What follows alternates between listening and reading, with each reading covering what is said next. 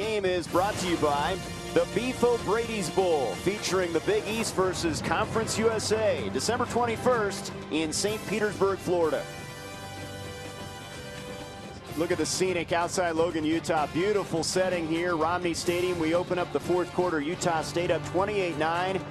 With a victory, they will be outright WAC champions. They're headed to a bowl game.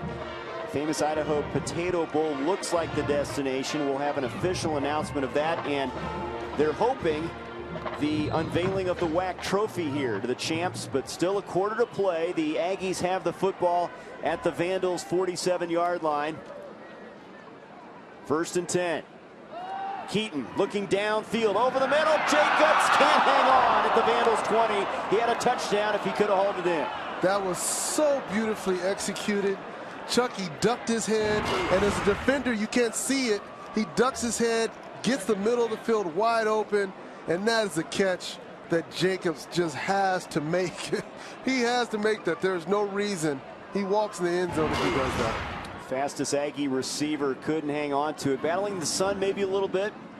I think he was thinking end zone a little too much. You got to catch it before you run. 2nd and 10 now.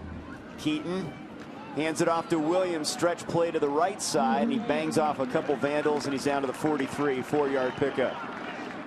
Kerwin Williams, these numbers are mind-boggling. Remember, he had to sit behind Robert Turbin, and they'd be even more mind-boggling if not for that. Exactly, and you can't say much about this kid. He is such a phenomenal all-around player, and the thing about it is his size. He's only 5'8", 189 pounds. So, at the next level, trust me, he's going to get a lot of use. Even if even as a special teams player, he's an excellent kick returner. Here's Keaton in some trouble now. Pressured backside, and he throws it away. Max Ford forced the incompletion, and here comes the flag. A late flag. They're going to call it grounding. Intentional grounding. Offense number 16. Loss of down. Okay, I'm going to talk about how great this is and how bad. Look at Tuala coming in. Look at how great Chucky. He's so quick.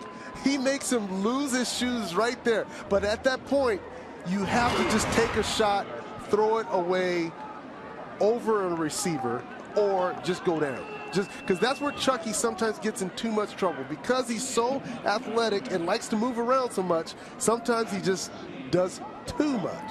And trying to make a big play happen. 4th down, and Bennett to punt it away. Veltung with his hand up there against that sun will call a fair catch, and he makes it at the 17-yard line. 14:04 remaining here in the game. 28-9, the Aggies thinking about a WAC title. For these teams, UTSA knocking off Texas State 38-31. What a year for Larry Coker. And BYU headed to a bowl. They're going to get a win. But the game tonight, 7:30 Pacific time, Louisiana Tech and San Jose State. Your alma mater, the Spartans. What a great year for them. Yeah, both these teams have had great years. That should be a very good game. La Tech cannot take that game for granted. They went from thinking that they were going to end up being WAC champs to could end up in 3rd. It's on ESPN2 tonight. Here's Davis, first play of this drive. Going to scramble for the 1st down, and he's got it out of bounds at the 28-yard line. Let's take a look at the WAC standings. Again, a Utah State win, and they win the WAC outright after their huge win in overtime at Louisiana Tech last week. But those top 3 have kind of separated themselves all season long. They're all headed to bowl games. Sure have, and when you look at what all 3 of those teams have done, they all have either top-notch offenses, top-notch defenses, or a little of both. And the Aggies have had a little bit of both, and sometimes a lot of both, with the way they moved up and down the field and just stifled very good offenses, including one of the best in Louisiana Tech last week. Here's Davis. There's a blitz from the corner. He evades the pressure, and then he's hit and fumbles the football at the 28. And the Aggies appear to have it, and they do at the 28-yard line. It looked like it was recovered by Lawson, the corner. Trying to do too much here. Look at the blitz coming from the top side. It's Lawson that comes on the blitz. Good block there by James Baker to help him out. But right there, nice knockout by, I want to say that's Doughty, that came in there and hit Tyler Davis's elbow as he was going down. No, it's Connor Williams that comes in and hits him, but what they're looking at is to see if his knee was down as that play transpired. Taylor Davis having a kind of a tough day. You can see as he bends over, he's taking a lot of contact out there today. So it's under review. Here's a look again. Hit by Cowden initially. So Cowden hits him. Then Williams. See, the ball's out. It's fumble. That's definitely a fumble because his knees were not down before the ball got there. Oh, first down. They confirm the ruling on the field. It is a fumble in Aggies recovery. It was Connor's knee that hit. And you know what, Taylor Davis, that's a hard one right there. How do you had the ball tucked away as you were going down, and a knee comes in and hits the top of the ball. So that makes it tough. And Gessler's saying, you know, 5 turnovers. It's hard to win a game when you have that many turnovers. They're number 118 at the FBS level in turnover margin. So par for the course for this team this year. Here's Keaton looking right side after faking left, in trouble at the 35. And he shovels another one away. That's going to rule. They're going to rule that incomplete. Tried to shovel it away to Bartlett, and the last 2 times dropping back have been adventures for Chucky Keaton. Well, it's twofold. What's happening is he drops back, right? That was a trick play. They were doing a reverse. Watch this guy come on the reverse. That's Jacobs, and he's going to actually try to throw the ball to him, but the defense was smart enough, didn't buy it, and because of that, it allowed the defensive line time to get to him for that play. They're going to call this grounding here. 16, loss of down at the spot of the foul. Bartlett appeared to be in the area, but they're going to call this grounding for the 2nd time for Chucky Keaton. Vince Keener had him in his grasp before he grounded it. And Coach Anderson wants an explanation here. He's saying, wait a minute, because Bartlett definitely was in the area. Watch, you see Bartlett's hands go up. He throws the ball, and there's Bartlett right there. So it wasn't like there was nobody not close. He was close. So a 15-yard penalty, loss of down, 2nd and 25 now at the 42 for the Aggies. Split backs this time, Hill in motion. Williams to the 37, 4 yards. And 3rd and a bunch coming up as we're under 13 minutes to go in this one. You know, Coach Anderson says something very interesting. He said these guys really grasp now what it takes to get it done, be it ugly or not. And this is, for all intents and purposes, has not been one of the cleaner games Utah State's had. But this shows the maturation of this team. They're still able to win even when things are not going the way that they should. No doubt about it. He said they learned a lot from their close losses as well. Keaton on 3rd and 20. Underneath, Williams the catch. He's to the 30. Kerwin Williams hit hard and driven down by Tuala at the 26-yard line. So well short of the first down. 4th and 10 coming up. And they'll bring the kicking team out there. Well, that's a great point. You know you're a championship type program when you're winning games ugly. They lost a lot of games ugly. And you consider 4 games by touchdown or less last year. Here's Nick Diaz now trying to add to this lead. 45-yarder. He's 7 of 10. His long is 53 this year against New Mexico State. In the sunlight from the right hash. Enough leg, and it's good. So Diaz, who took over for Josh Thompson, who was demoted after missing a kick that could have won a game in Wisconsin and a kick that could have tied a game at BYU. They found their kicker in Diaz. 8 for 11 on the year. They stretched the lead to 31-9. The Aggies inching closer to an outright WAC championship after a Diaz 45-yard field goal. 31-9 now, and we could have a quarterback change for Idaho. Kerwin Williams capping off his final WAC game, final regular season game as a collegian. A bowl game right around the corner. We believe it's the famous Idaho Potato Bowl where their fans will travel to well, but we'll get the official word at the end of this one. Ben Trude to kick it away from the 35.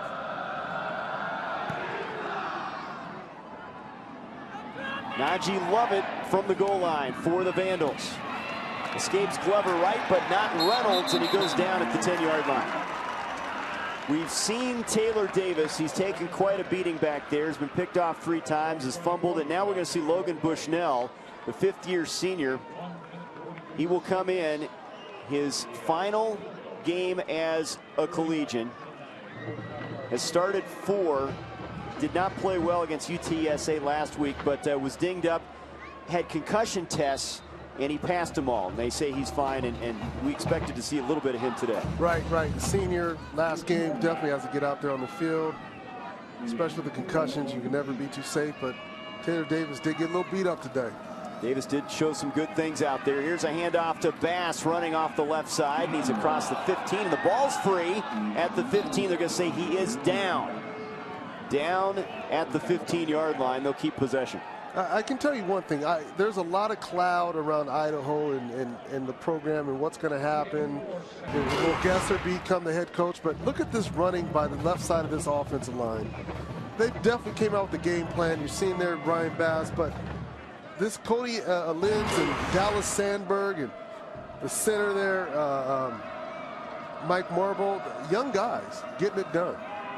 Here's Bushnell, pressured, throws incomplete, intended for Justin Veltung. In talking to their interim head coach, Jason Gesser, who wants to be the head coach, he's happy with the job he has done keeping the team together.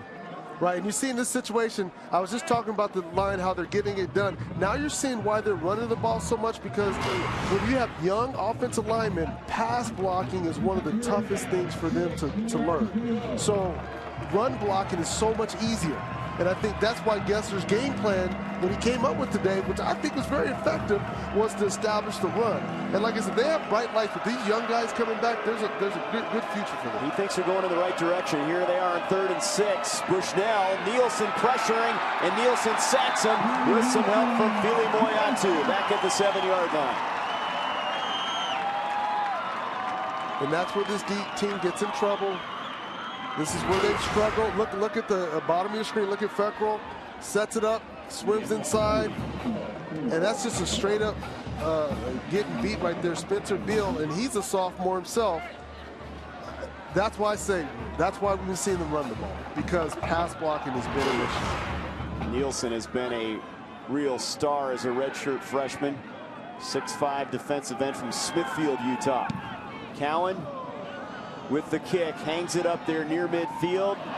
Webb on the receiving end, Webb to the 40, and Cameron Webb down to the Vandals' 38-yard line.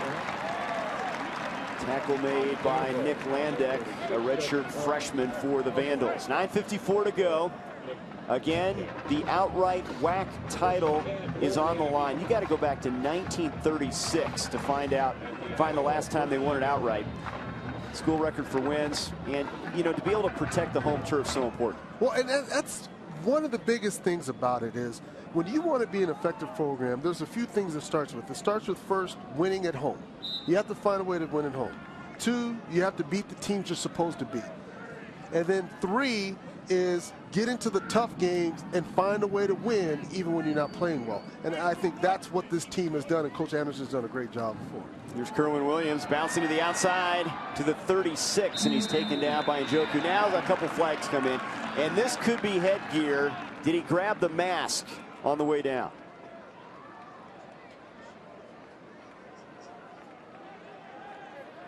He's putting his hand up. Personal foul, number 35, face pass, defense. Half the distance to the goal, automatic first down. Is Suatuala. You're going to see as he gets outside, he gets blocked a little bit. You know, that's the tough part, because as a defender, you're coming in to wrap up. And the defender, the offensive running back, adjusted as you brought your hands in. That wasn't a blatant where he tried to grab his face mask. He was coming in for a tackle, and Kerwin Williams just happens to spin into where his hand was. 5th penalty on the Vandals' 15-yard variety, down to the 20-yard line now. Keaton to the air, screen pass. Williams puts his head down inside the 15 to the 14. He may be 5'9", maybe, and 180 pounds, but he is strong. Low center of gravity, not easy to bring down. Well, think of Sproles with the Atlanta Falcons right now, but look at this speed. Watch this. I mean, he knows how to put his shoulder in there. He will be a 3rd down back in the NFL No doubt about it. 7-yard pass reception for Williams. He has 129 yards of total offense. Here he is on the carry, looking for the end zone. Touchdown, Williams, and the Aggies extend their lead.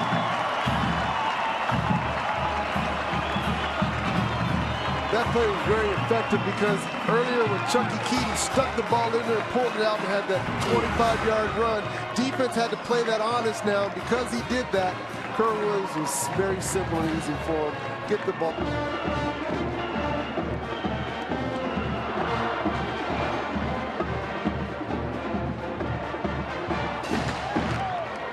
The Scotsman. The Aggies whooping it up on the sidelines after that Kerwin Williams touchdown run. It puts him over the century mark. Also has a 19-yard touchdown reception. He's honing in on the WAC all-time record for all-purpose yardage for a career held by Terrence Mathis, 39 yards away. Will he get that opportunity? We'll see. The bigger picture here, a WAC title on the line as Bentrud's kickoff sails through the end zone for a touchback. The Aggies started slow, but 3 interceptions, getting them off to a working margin, and they've kind of held them at bay since that point. Yeah, they have. It hasn't been one of their prettier games, but it's been still efficient. They've taken advantage of every opportunity that they've had and put points on the board. And I think that was who Coach Anderson is happy about, that the resilience of his guys finding ways to still produce when everything's not working the way it should. Contract extension through 2018. You heard from AD Scott Barnes. He also mentioned we want to keep Gary until he retires here. Ryan Bass on the carry for a couple yards on first down for Idaho. The other thing about Gary Anderson, it's not just his time at Utah State. He is a Utah guy. He was defensive coordinator at Utah from 04 to 08. Had that perfect season under Urban Meyer. Head coach at Southern Utah. Utah assistant prior to that. Park City High School and Utah head coach. He's vested in this area. So when he tells us he loves it here, he's not just saying it. There's a lot behind that. He means it. And you can see by what he told us in regards to the new weight room that they're building and just all the improvements. And like I said in the open, he's not content with where the program is. He wants to take it to a whole new level. And he said, you know, going into the Mountain West Conference is going to open up on more recruiting and the competition level and all those types of things. And so you're looking at part of the future right now of what they're going to be doing. And I mean, it's huge. And I think he said to us, you know, money doesn't really matter to me per se. It's about making these kids men. And I think that's what he's been doing at this program. His assistant coaches are also taken care of from a salary standpoint. That was important to him as well. Backside pressure on Bushnell. Throws it, and it's caught on the ground for a yard pickup by Justin Podrofsky, but that's well short of the first down. How did he catch this thing? Corner blitz coming from his left side. Supposed to be a screen. Nothing's there. Just good throw. Just good throw. It's Justin Parkins actually went low to get it. 4th and 8, and the Vandals, as we near the 7-minute mark, will punt it away. Might be the last chance to see Bobby Cowan boom one of the nation's best punters. Gets his kick away from the 20-yard line. It's Webb at the 34 and hit right away at the 35. C of E down there on the stop with 6:45 to go. 2 stars, Chucky Keaton and Kerwin Williams. Well, Chucky, what can you say? He's just getting better with every game. Precise throws, finding open receivers, doing what it takes, even if he has to do it with his legs, to get into the end zone. That's the type of play you want from your quarterback. And then when you look at Kerwin Williams, what can you say? This kid, for 4 years, has been a stellar player here at Utah State, doing whatever's asked of him, if it's catching the ball out of the backfield, running with it, or whatever. And here's Keaton after faking it to Williams on the quarterback keeper. And he's up to the 42-yard line for 7 yards. You know, both of those guys coming off career games. You could argue their best games in the win at Louisiana Tech. You know, Williams had 162 and 2 touchdowns, over 100 yards receiving at Tech. Keaton had 340 passing, 121 rushing. More of a blue-collar lunch pail thing, but they've started to heat up as the second half has worn on. And that's what you want to do. You want to, as the game progresses, you get better, cleaner, crisper. Keaton on play action now. Dumps it off underneath. It's Austin, first down, midfield, and he hops out of bounds. Took a little, I don't know what that was, at the 48-yard line. He's trying to get a couple extra yards there. As his momentum was taking him one way, he was trying to come back in there the other. But I like the play call again by offensive coordinator Matt Wells. Look at this. As he gets it, he wants to get a couple more. Like a pogo stick. That comes a point in the game where you just trying to make sure you don't turn the ball over. Don't do nothing too crazy. There's Travis Van Leeuwen, a junior from Provo. There's Austin, the sixth-year senior, playing his final game at Romney Stadium on senior day. Here's Williams on the carry down to the 41-yard line. And Coach Anderson again said this senior class, third in school history in wins, a special group. You know, and you mentioned the belief that they will win. The senior class dictated a lot of that to the other guys. Completely. The whole motto, how they do things here, where a senior takes a freshman and, you know, pretty much is like their big brother, brings them through the program, explains all the different things. That is huge. And then for these guys, you see getting the applause as he comes off the field. These guys are leaders. So they teach the younger kids. And I love what he said when we talked about the different big games that they lost. He goes, we walk in any stadium, feel we can beat anybody anywhere. So Keaton and Williams off the field. Craig Harrison in the quarterback. Little toss to Joe Hill. And he takes it for a first down to the 34-yard line. What a career for Kerwin Williams. As you saw the applause coming off the field. He'll go down as one of the greats in WAC history. Yep. Here goes another one, Matt Austin as well. He's a receiver you're going to see in the NFL, I believe, because he's such a workaholic. And here's the trophy getting ready to come on out. Something that this is well-deserved for Coach Anderson and this program and all these kids. Now, hardware is on its way to the sideline as we near the 4-minute mark. What a big moment for this school, for this community that supports the Aggies. Here's Hill, and he's dropped for a loss back at the 36-yard line. But, you know, Gary Anderson, last year they were 7-6. It could have been a bigger year, but this year you could argue they could have run the table. You know, they make the kick at Wisconsin and they lose 6-3 at BYU. It's amazing the year they've had. Oh, completely. But if you talk to Coach Anderson, those losses up until this point is what's created this team.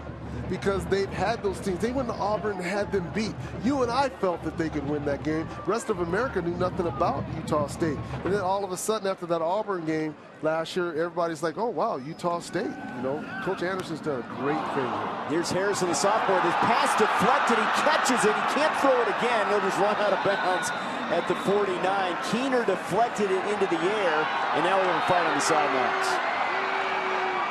The Aggies and Vandals in a scuffle after the play. And this is one of the situations where you see guys trying, and there's Gesser telling now all of them to head back, and then there's Bass running all the way over there. These guys have to be smarter than this. The game cannot get to this point. You've got to allow your emotions to stay in check. But you can see right there, if he was smart, he should have knocked it down. That's one of the things that he'll learn as time progresses. But there's the end of the play. C of E throwing Harrison out of bounds, and then so right here, Tialavea and Bradley getting into it. Yeah. Bradley there. And you cannot throw blows. You cannot do those types of things. That's what makes you lose your scholarship, get kicked out of a school. You got to be smarter than that. Emotions play a huge part. Now, if this was the NFL, they have the eye in the sky. Anybody that leaves the sideline to head onto the field would get fined, and they would lose money out of their pocket. Well, man, it's ridiculous. And you know, you have Utah State celebrating probably one of the greatest seasons in school history, and to have a scuffle like that to take away from that that moment here, which is pending, is very disappointing. So they'll sort things out here. Hopefully cooler heads will prevail as Bradley's kicked out. And it shouldn't have been. It's one of those kind of situations that you have to be smarter than the situation. Dead ball, personal foul, number 43, Idaho. Unsportsmanlike conduct, leaving the team area on Idaho. First down. So the Aggies will get that penalty yardage here. Tialaveo was involved in that with Bradley on the sideline, and then it escalated. And obviously, a lot of frustration for Idaho as Utah State is starting to celebrate.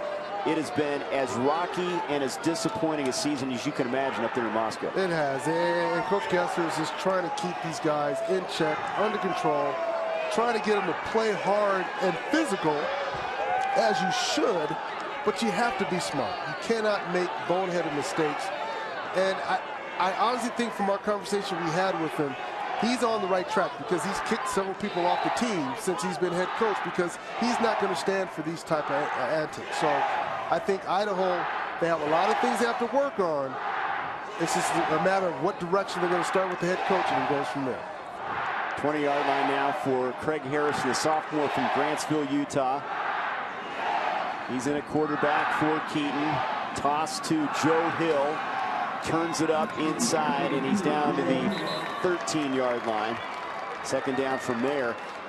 It's finished point. You see Gary Anderson. He's was so elated, emotional after the win at Louisiana Tech. But that would be all for naught if they didn't win here today. So they got it done, and what a crowning achievement in the final year in the WAC for Utah State. Well, I guarantee Coach Anderson is saying this is a culmination. It's not just this year's team. It's been one of those things since he's been here, they've built to get to this point. But I really love when he said, but we're not done. We're going to go to a whole new level. And it starts by how they're doing the stadium, by the weight room, by the uniforms. They have, I think it's 6 or 8 different uniforms. No doubt. So, you know, you're doing all the things that brings kids. Like we mentioned, they got a kid from Georgia on the team, Texas, Florida, all those different places. Joe Hill carries it for a first down. Here's a look at the improvement. Last year, 7-6, but lost 4 games by a touchdown or less. And they also beat Idaho in 2 overtimes last year. 2 years ago, they knocked off BYU to win the wagon wheel, and you know, that was a start of building things. But those 4-8 teams, there were some tough times there, but it takes time to build a program, and they clearly have the right guy in Logan. Well, that and recruiting, because he went out and got kids that fit the model that he is establishing. Here's Joe Hill, the sophomore, to the outside, and Hill finds the end zone. His 6th rushing touchdown, the sophomore from Fullerton, California. 44-9. Great run by Joe Hill. Look at the offensive line seal as he gets to the outside. He finds a seam right there. CMVE might have had a chance, but he was by him so quickly, he didn't know what was going to happen. Hill, the biggest surprise this season, in listening to Matt Wells, the offensive coordinator, good receiver, tough open field guy, but he only had 7 carries a year ago, and he's been a nice guy to spell Kerwin Williams this season. Well, and they even have Robert Marshall, who isn't active, I think, today, 6 foot, 223 pounds. Joe Hill, 5'11", 185 pounds. They got another freshman, Kelvin Lee, 5'10", 180. They got some speedsters. They got some guys. This program is definitely on its way up by the kids they brought in, by the schedule they've established. And it's not, you know, Coach Anderson has done a great job. And I think the telltale sign, like you said, Trey, look at his history. He hasn't left the state. He has no desire to leave the state. His desire is to make this program a perennial program. 45-9. The celebration beginning for Utah State. We'll get an official announcement that we're understanding it's will happen right after the game, that they're heading to the famous Idaho Potato Bowl. Their 10 wins will be the most in school history, and they're going to win an outright WAC championship. You know, and everybody thought Louisiana Tech would be the team this year. They knocked them off on their turf. And that's why when we talked to him, he said, you know, yesterday or last week's game was huge in regards of where the team has come from, because we mentioned all those tough, tight games that they've lost by 7 points, by 3 points. Then to have a game that you have to win on the road, you get it done. Bentrude's kick fielded by Najee Lovett. He'll come out of the end zone. He is hammered, absolutely lit up by Joey DiMartino at the 11. Wow. That kind of puts the exclamation point on a championship season, huh? That's where no execution by the Idaho blocking front, allowing him to come into you that way. Look from the left-hand side. He's not even blocked.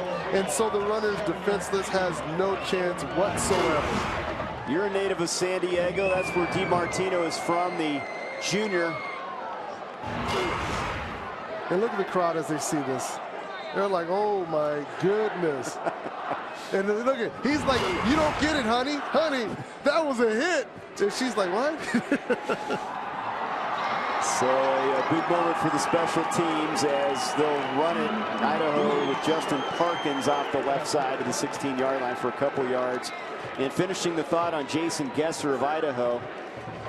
Phone interview this week with the search committee, the athletic director, about the future of Idaho football. Gesser hopes to be the full-time guy, and they may learn by next week what direction they're going at Idaho. Well, it starts with, you got to understand what it is you want to do, and once you know what it is you want to do, you get the person to fill that spot.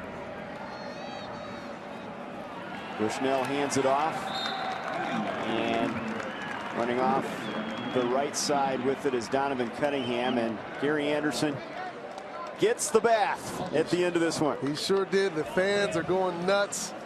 They saw us coming. I'm cold for him because I know it's a little bit chilly out there, and he just added some water on him. But great win and great season for Utah State. Everything you can ask for. Look at them. They're already, look at them. They're ready to rush the field. The kids want to come out. Everybody wants to enjoy this moment. This is their first undefeated home season since 1982. First outright league title since 1936. First WAC title in the final WAC season. And they're off to the Mountain West Conference next year, but what a way to cap it off. The Utah State Aggies, WAC champions, as they finish off Idaho here in the regular season finale, 45-9. What a game for the Utah State Aggies to be WAC champions outright, not have to share it at all, to pull together the work that they've done over the past 4 years, and to show that when you stick to the game plan and you work hard and you fight through adversity, you learn to win. And that's exactly what happened. And there is the hardware, Jay. The WAC championship trophy delivered to Logan, Utah. And the celebration beginning here as they finish off their season 10-2, 6-0 in conference play. And they're going to go bowling again. One of the signature moments in this school's history from an athletic standpoint. And I can tell you, back when I was in this conference, it was called the PC2A. And I can remember when we won a title, the excitement is unbelievable because you know you were better than everybody else in your league. And you know for the next year, everybody's going to look at you and say, oh, you are the champions. Chucky Keaton will be the clear-cut leader next year. He'll be a junior for Utah State. Last year they made it to a bowl game and lost. That is another hurdle they still need to clear. And it appears it'll be the famous Idaho Potato Bowl, but they want to win the bowl game this year. And that's a big piece of it. I think that's something that they can do. When you look at this team, they're battle-tested.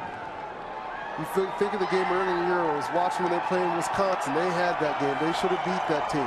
Last year they played Auburn. They had them. They should have beat them. To get to where they are now, they understand we're going to get to this bowl game and we're going to win. And I think what's really huge about this is look at the fans and the people that are here. This is the holiday weekend. Everybody's usually gone on the Thanksgiving weekend. All these fans came back for this. And I think that speaks volumes about what Coach Anderson and what they've done here. And they had a throng of fans welcoming the team back after their win at Louisiana Tech, and Gary Anderson was really humbled by that support. And there you see the other side, Taylor Davis, hoping he can be the starter at quarterback next year for Idaho. But this is the Aggies' day, and how about this? 11 straight conference wins for this program. 11 straight in conference play, and they've won 15 of the last 18 games. You think he has them headed in the right direction? He definitely has them headed in the right direction. And what I love about this, too, we know this is the last official game of the WAC conference right now in regards to football. So not only do they are WAC champions, they are the last WAC champions. So that even takes it a little bit farther, because when everybody mentions this conference, the last champion they're going to talk about is Utah State. There's been some great football played in this conference. You go back to the BYU and Utah days, of course, Boise State. And Louisiana Tech, last year, the defending champ, they have been knocked off now, but they have a exciting team that we followed this year as well. But it appears that 3 teams out of this conference are heading to bowls. We'll see how it plays out. Utah State, Louisiana Tech, and San Jose State. But nothing like bringing home the hardware, and they got to get the trophy case ready for that. But first, they're going to share it with all their fans. And, you know, that trophy is nice. Now, I have to admit, sometimes as a player, you don't realize how much it means unless you don't have any in your room. So when recruits come here and they walk through this weight room and the coach's office, they're going to have that trophy right there. And it's like, you know, you're not just coming to any program. You're coming to a program where we're WAC champs, where we've built something, and people are scared to play us. Here's Gary Anderson.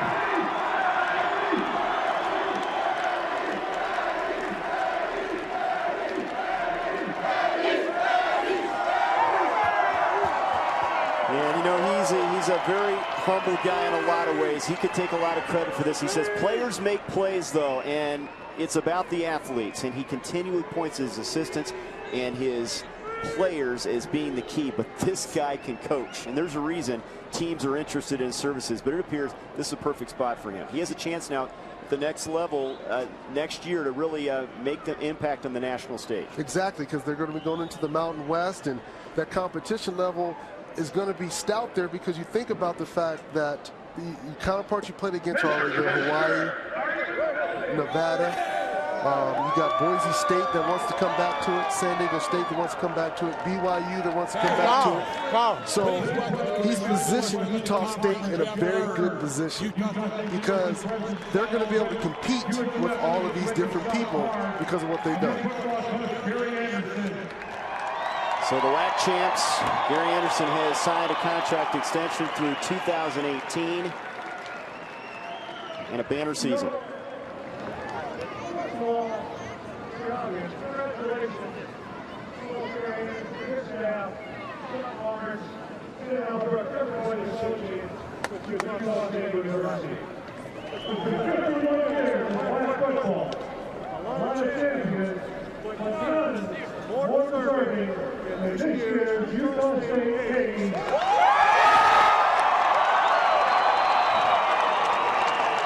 We heard it, 51 years of WAC football, the final WAC champion here.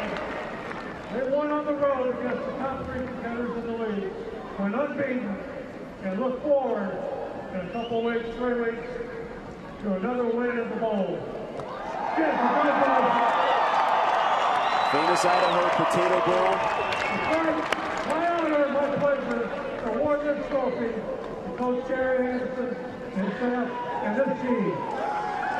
That bowl game could be on the horizon, but right now the WAC championship is the Aggies. Utah State wins it. Gary Anderson and the throng here in Logan celebrating a great moment for the Aggies. I think it's great what they've done to get this accomplishment, to get it at home is huge.